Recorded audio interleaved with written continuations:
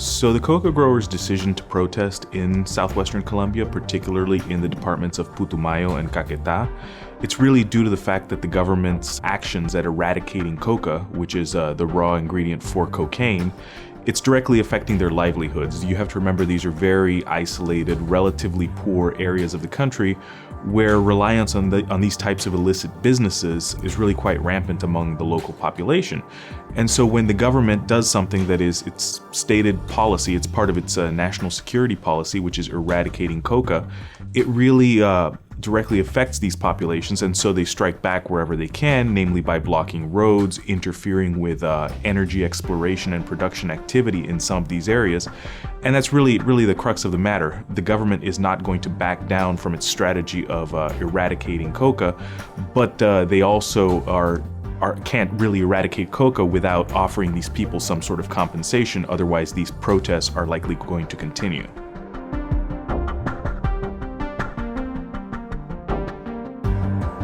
Because it's the government's stated policy to continue eradicating coca, we're likely to see at least some further conflicts. The shift from aerial eradication, that is, eradication of coca by spraying coca plants with aircraft, towards manual eradication, which is individuals going directly into coca fields and uprooting the coca plants, is also going to drive a lot of this confrontation that we're going to see, because it's easier for local populations to really counter manual eradicators, that is by blocking them, by attacking them while they're doing their work, than it is for them to attack aircraft that are eradicating crops in their fields.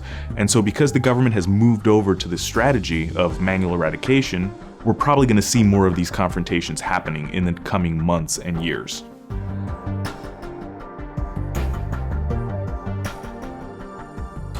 So the main impact to businesses in the area right now is the disruption of exploration and production activity in specific locations where the coca growers' protests are taking place.